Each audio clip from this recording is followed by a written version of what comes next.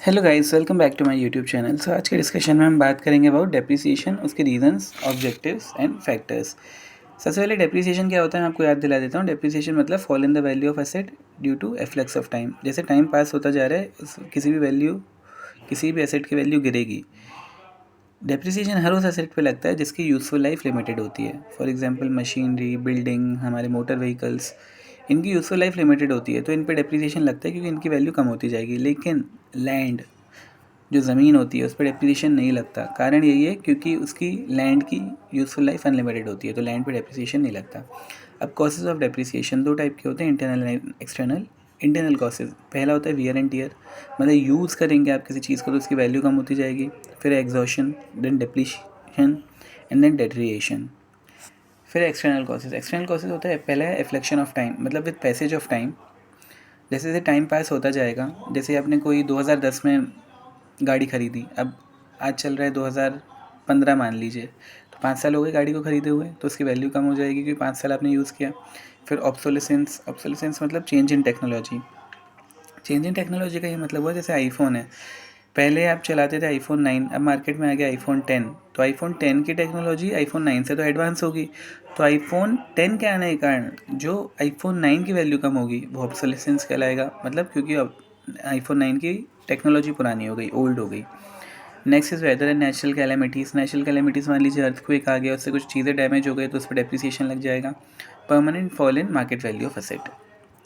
Then is objectives. उद्देश्य क्या होते हैं डेप्रिसिएशन लगाने के? सबसे पहले to replace fix assets. Fix assets को अपन रिप्लेस करेंगे, मतलब हम जब देखेंगे कि धीरे धीरे एसेट की वैल्यू कम हो रही है, एक वक्त क्या उसकी वैल्यू ज़ीरो हो जाएगी तो उसे रिप्लेस करना पड़ेगा, तो ये पहला ऑब्जेक्टिव है। To reveal the true financial position. अब आपने 10 साल पहले कोई चीज़ 10 लाख की खरीदी, धीरे धीरे टाइम के साथ उसकी वैल्यू कम होती जाएगी, तो मैं डेप्रिसिएशन लगाते जाऊँगा तो मेरे फाइनेंशियल स्टेटमेंट्स में उसकी वैल्यू डेप्रिसिएशन माइनस होने के बाद दिखेगी, तो एक तरह से ट्रू फाइनेंशियल पोजीशन दिखेगी।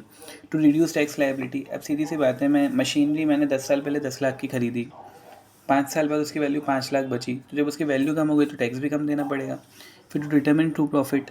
अगर मैं डेप्रिसिएशन लगाता हूँ तो प्रॉफिट थोड़ा सा कम दिखेगा, और वो सही भी है क्योंकि वैल्यू ऑफ एसेट कम होती जा रही है। अब यही अगर आप डेप्रिसिएशन नहीं लगाते और हिस्टोरिकल कॉस्ट पे ही हर साल बुक उस एसेट को लिखते तो आपको प्रॉफिट भी इन्फ्लेटेड फिगर्स पे दिखता, जो गलत होता। And the last is to determine the cost of production. आपने कोई चीज़ बनाई कितने में, ये पता करने के लिए। Then is factors affecting the depreciation estimates. सबसे पहले यूज़फुल लाइफ मतलब कि कितने सालों तक यूज़ होगा वो एसेट। देन इज सैल्वेज वैल्यू मतलब स्क्रैप वैल्यू, जो आपकी यूज़फुल लाइफ है। मान लीजिए किसी एसेट की यूज़फुल लाइफ 10 साल है, तो 10 साल बाद उसकी जो वैल्यू बचेगी कबाड़ी की, कबाड़ में बिकने के लिए, वो सैल्वेज या स्क्रैप वैल्यू कहलाएगी। डेप्रिसिएशन मेथड, ये हम आने वाले वीडियोस में डिस्कस करेंगे। डेप्रिसिएशन के मेथड्स होते हैं मेनली एसएलएम और डब्ल्यूडीवी, स्ट्रेट लाइन और रिटर्न ऑन वैल्यू मेथड।